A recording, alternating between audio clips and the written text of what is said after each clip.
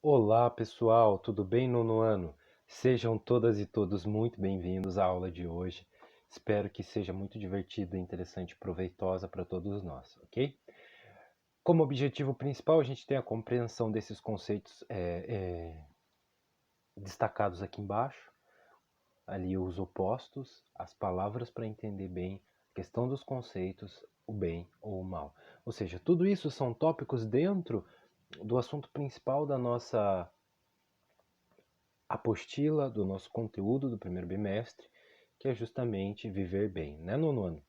Então vamos lá, sobre os opostos. A gente deve refletir e lembrar a respeito e o pensamento do Heráclito de Éfeso. Lembra que a gente conversou sobre eles na última aula? Então isso é uma revisão, em primeiro lugar, desse conteúdo.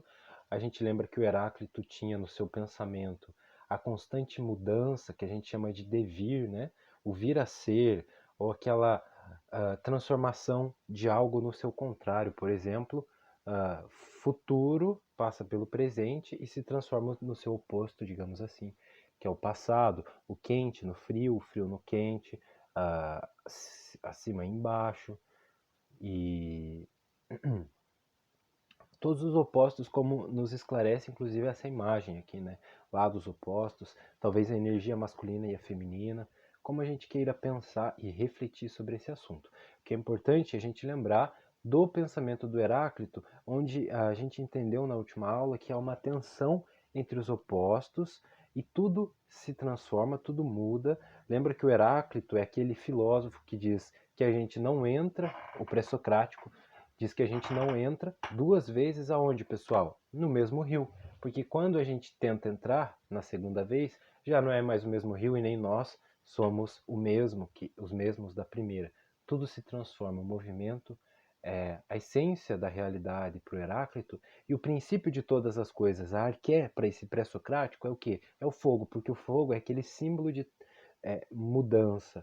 E ele também defendia que o fogo está muito associado. Ele acreditava, aliás, numa uma razão universal, né, que permeia todas as coisas. Mas a arqué para ele, ou seja, o princípio presente em todas as coisas, aquele elemento primordial, é justamente o fogo. Bom, o fogo tem a propriedade do que, pessoal? De transformar as coisas. Então, a gente sempre vai lembrar que o Heráclito é o opositor, digamos assim, o antagonista. A gente entende, aliás, o Heráclito como o grande antagonista do Parmênides, ou seja, aquele que está, cujos pensamentos são contrários, né? Só isso que eu quero que vocês entendam. A gente olha para a história da filosofia e veja e percebe, o pensamento do Heráclito é aquele que defende que a mudança constante permeia todos os cantos do universo, e o Parmênides não, é aquele que defende que só o que existe de verdade é o imutável, aquilo que não se transforma. Por isso que eu falei que, olhando para a história da filosofia, a gente pode entender que os dois são antagonistas, ou seja, opositores, ok? Pelo menos o seu pensamento, é isso que eu quero dizer. O pensamento que a gente encontra no Heráclito é o oposto do pensamento que a gente encontra no Parmênides de Eleia. Gente, sobre essa questão, a gente pode se perguntar, tudo tem oposto? Tudo tem o seu oposto, será? Os opostos, eles se misturam ou são substâncias heterogêneas que não conseguem se misturar, né? Como que ocorre a transformação de um oposto em outro? Por exemplo, o careca, o cabeludo, aliás, que se torna careca. Como que ocorre essa transição? Gradualmente? Gradualmente, constantemente, pessoal? Vale a pena refletir sobre tudo isso, né, minha gente? Bom, agora entrando nesse assunto que é o conceito, né? A gente já pode pegar o próprio exemplo do careca e do cabeludo, que é um exemplo interessante, e vocês sabem que eu sempre falo em aula isso. Como dizer, definir, né, com uma palavra, como esse conceito pode ter clareza? Um conceito simples, de careca. Qual é o fio de cabelo que cai, que a gente fala, fulano é careca? Né? Quando começa a cair um fio, outro fio, não é careca, né? Às vezes só perde a cabeça, os cabelos aqui do início da cabeça, né? Depois fica com aquelas entradas, depois vai subindo as entradas, subindo. Qual é o ponto que a gente fala, puxa vida, fulano é careca. Qual é esse ponto, pessoal? Como chega esse ponto? Como eu posso usar uma palavra bem? Vejam, a questão das palavras é fundamental para a filosofia. Os bons filósofos, se é que eu posso dizer assim, ou uma das coisas que a gente pode aprender filosoficamente é que existem muitas palavras, né? Mas existem mais ideias do que palavras. Então a gente utiliza uma mesma palavra para transmitir mais de uma ideia. E isso pode fazer com que a gente caia em desentendimentos, o que é muito ruim para nós todos, né, pessoal? Acho que todas e todos concordam com isso. Vejam bem, eu sempre uso esse exemplo também, né?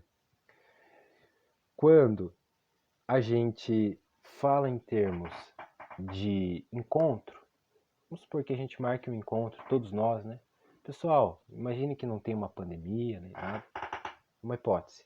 A gente se encontra no sábado de manhã, no banco. Beleza. Alguns vão para o banco da escola, outro, aquele banco que tem na escola. Ou lá existem vários bancos, inclusive, né? E outros vão para a instituição financeira. E aí? Uma mesma palavra está significando mais de uma ideia.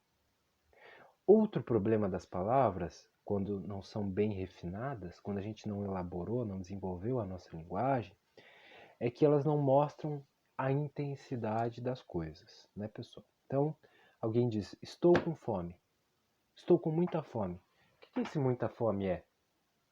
3 horas e meia sem comer? 4? Um dia inteiro de jejum? Greve de fome de um mês? Todos talvez diriam que estão com muita fome. A gente às vezes até fala, estou morrendo de fome. Mas a gente está longe de estar morrendo de fome, né? Que é um assunto importantíssimo para a cidadania e para a ética. As pessoas que realmente estão morrendo de fome, com as quais é a nossa responsabilidade também, né? Trabalhar para auxiliar, para cessar o sofrimento dos nossos concidadãos, dos nossos irmãos, enfim. Então, pessoal, vejam como a linguagem é lacônica, ou seja, ela deixa lacunas, ela é vaga. Às vezes ela não expressa exatamente o que a gente quer dizer. A linguagem que nós temos. O ideal, talvez vocês concordem comigo, quando o assunto é palavras, é comunicação, é entendimento entre as pessoas, o ideal seria o que, pessoal? Seria uma palavra para cada ideia, né? E como eu falei, além disso, a gente tem os graus de cada coisa. A questão da fome, a questão da calvície, do que é ser careca, mas não é um bom exemplo. Mas a questão da fome é sede, quanta sede? É muita sede? Quanto tempo sem tomar água para se ter muita sede? Né? Então pensem nisso, reflitam. Vou até tomar uma água para a gente fixar bem esse assunto, lubrificar a garganta. Vejam, pessoal, a questão das palavras ela é importantíssima para a vida humana. E a gente aprende isso com a filosofia. Especificamente, a filosofia da linguagem. Então, na última aula, a gente pensou um pouco sobre as questões da palavra bem e bom e dos vocábulos mal e mal, né? Com U e com L, ou vice-versa. Então, a gente tem palavras semelhantes, com grafias escritas semelhantemente, mas com significados muito distintos. Isso também pode ser um problema para a nossa comunicação, para a nossa linguagem, né, gente? Então, eu pergunto a vocês, as palavras são essenciais para a comunicação humana? A linguagem, né? Talvez seja. E muitas vezes, com as palavras na nossa linguagem, a gente acaba gerando dúvidas, problemas, desentendimentos, certo, pessoal? E às vezes isso acaba indo para o nosso pensamento, porque nós pensamos, até onde eu imagino, todos nós pensamos com palavras, né? Bom, seguindo, ok até aqui? Então vamos para frente. Seguindo, questão dos conceitos. O que é um conceito? É algo que se concebe, Ou seja, dentro da nossa comunicação, as palavras têm muitas funções, mas a gente destaca, né, o fato de que a gente utiliza as palavras para fazer um conceito de algo. Por exemplo, o conceito de iluminar, né? Tá aqui embaixo. O que é o conceito de iluminar? Vamos escurecer aqui para a gente pensar o conceito de iluminar. Pum, iluminou, traz visão, né?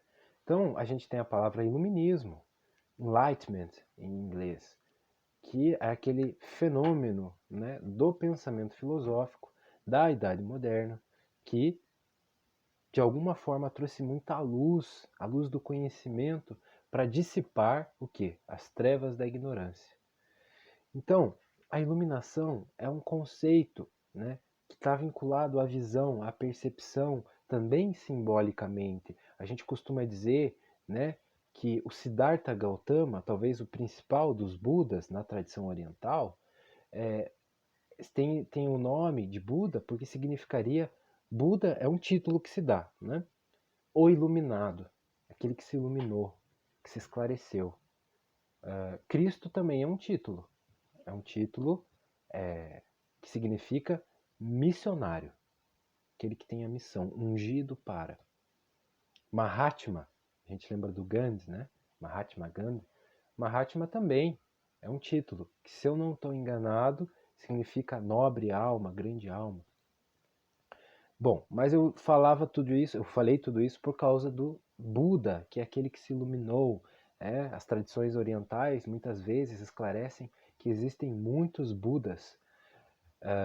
Ou seja, ele atingiu a iluminação, a clareza da sua alma. Né? Então, só para a gente pensar um conceito simples, que é o de iluminação, que tem muitos significados, mas todos associados à capacidade de ver, de agir bem, de se sentir bem, de estar em paz, porque você enxerga, você entende as coisas. Né? Clareza, iluminação, iluminismo, enlightenment, Buda, enlightenment em inglês, né? Ok, pessoal? Então, com os conceitos a gente tem juízos também, muitas vezes, né? Ou seja, dizer como as coisas são. Geralmente o conceito de iluminação está associado ao juízo de que é uma coisa boa, né? A ideia, ajuizar, é uma faculdade. Para a filosofia, de maneira geral, é uma faculdade humana, faculdade do juízo, né? De se ajuizar. Lembra que, já que a gente está falando de iluminismo, um filósofo conhecido como um importante iluminista alemão, da Alemanha, apesar de que na época que ele viveu, a região onde ele viveu ainda não era Alemanha, que é o Kant, o Immanuel Kant, ele tem a sua famosa crítica à faculdade do juízo, né? Crítica à faculdade do juízo. Crítica, que é separação, vem de critério, né? Onde ele traz luz para essa parte do pensamento humano.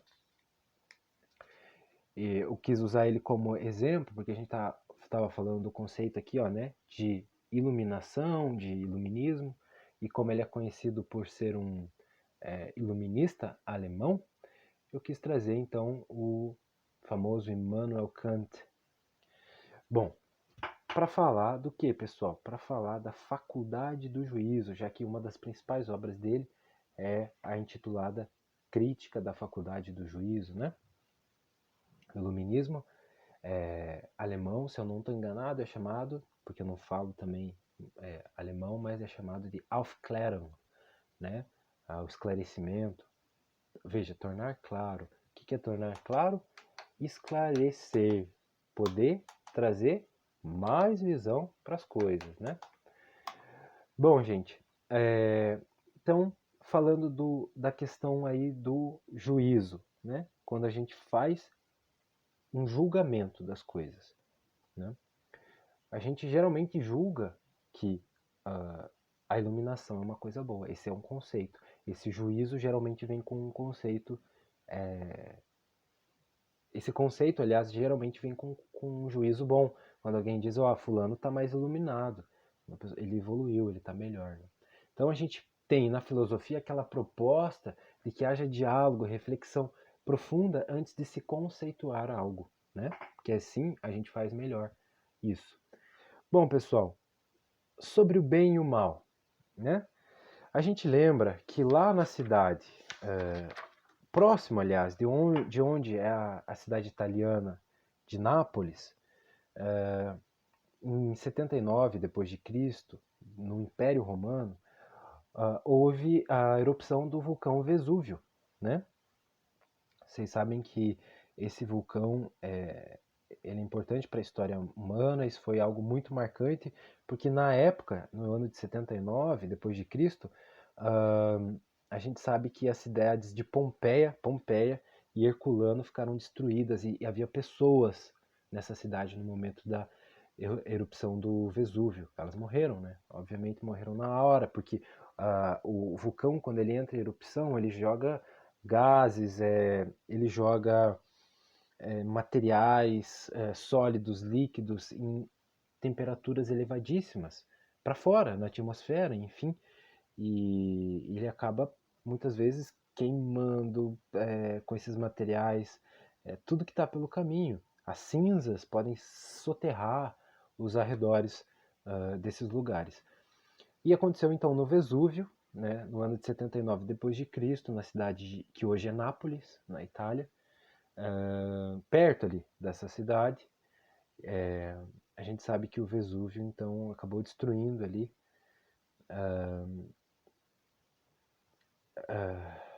as cidades de Pompeia e de Herculano, né? Bom, as pessoas geralmente fazem um conceito então do que é bom e do que é ruim. Óbvio que foi uma tragédia de um certo ponto de vista, mas o que acontece? O vulcão, ele espalha destruição e morte, muitas vezes, né? Mas ele também fertiliza o solo para as plantações, ele gera recursos, né? Naturais, pedras, metais, que são considerados preciosos, úteis também, né? Forma belas paisagens também. Como a gente sabe de muitas ilhas que são apreciadas turisticamente. Então, a gente está na página 9 da nossa apostila, falando sobre esse assunto, bem e o mal, sobre o assunto do Vesúvio. Eu peço que vocês façam a gentileza de ler todo o conteúdo, tá? Até a página 9. Ah, não é muita coisa, é tranquilo, é gostoso de ler, tá? Leia, pode ler deitado, mas leia. Se eu achar necessidade, eu vou fazer perguntas durante as aulas para averiguar se vocês realmente leram, tá? Então, a gente faz um juízo, eu dizia, né? A gente tem um conceito de bem e mal que vem com um juízo. O bem vem com um juízo de que as coisas associadas a esse conceito são boas, e o mal vem com um juízo associado ao conceito de mal, que são coisas ruins. Bom, a gente está vendo que de um certo ponto de vista foi uma tragédia enorme a erupção do Vesúvio no ano de 79 depois de Cristo. Mas de outro ponto de vista, os vulcões, inclusive o Vesúvio, trazem benefícios, a fertilização do solo, a mudança da paisagem, materiais importantes como elementos preciosos de minerais, metais também, úteis, coisas nesse sentido. Então tem os dois ao mesmo tempo, o bem e o mal, porque está no nosso olhar também, né? Então a gente julga situações como ruins, mas a gente esquece que elas podem trazer benefícios ainda maiores e que a gente não vê. Durante o nosso dia a dia, a gente percebe que tem várias situações inusitadas que fogem do nosso controle. A alteração climática que a gente está falando é um bom exemplo. Só que a gente não percebe que, na verdade, muitas vezes a gente que projeta com o nosso julgamento nessas coisas o conceito de bem e de mal. Quero que vocês tenham clareza, entendam bem isso, né? A gente acaba projetando essas ideias. Não que elas sejam boas ou más nelas próprias. Não que elas sejam boas ou más nelas mesmas, em si mesmas, né, pessoal? Lembrem do pensamento do Epiteto, né? Que demonstra, aquele filósofo famoso da antiguidade, que nem sempre, que na verdade não é o fato, as coisas que acontecem que nos perturbam. Às vezes, e na maioria imensa das vezes, é o que a gente pensa e o que a gente julga a respeito desses fatos. Um breve conto para encerrar, né? Esse conto tem muitas facetas, muita gente lembra dele, mas é mais ou menos assim. É bem popular, né? De certo modo. Aconteceu que uma pessoa, uma família, aliás, de pessoas que viviam numa aldeia, souberam que o primogênito dessa família, o filho, um dos filhos dessa família, caiu do cavalo e quebrou a perna. Aí foram falar pro pai: poxa, que pena, o seu filho caiu do cavalo e quebrou a perna, isso é muito ruim, né? E ele respondeu: eu não sei, pode ser bom, pode ser ruim. Surgiu uma guerra. E o que aconteceu? Uma guerra naquela região. Todos os homens foram chamados e convocados obrigatoriamente para a guerra, menos o filho dele. Não precisou ir para a guerra, porque ele estava com a perna fraturada. Aí os vizinhos foram falar de novo pro pai: que coisa ruim, que coisa boa, aliás, teu filho não precisou ir para a guerra, você vai ter o teu filho com você. Ele falou: não sei, pode ser bom, pode ser ruim. Acaba a guerra. Todos os soldados que voltam da guerra recebem uma pensão. E a maioria volta vivo daquela aldeia. Voltam vivos. Falam para esse pai: que pena, teu filho não vai receber a pensão. Ele diz: eu não sei. Pode ser bom e pode ser ruim. E assim vai essa história. Para que vocês entendam que o bem e o mal muitas vezes está na nossa maneira de julgar. Talvez se a gente aprender a juizar, a julgar melhor, a pensar melhor, a gente consiga ver muito mais o bem e trazer muito mais o bem para a nossa vida, né, pessoal? Bom, essa foi a aula de hoje. Espero que todas e todos tenham gostado muito, aproveitado e sentido um prazer em aprender, tá bom? O nosso conteúdo. Um abraço, gente. Fiquem bem. Até logo.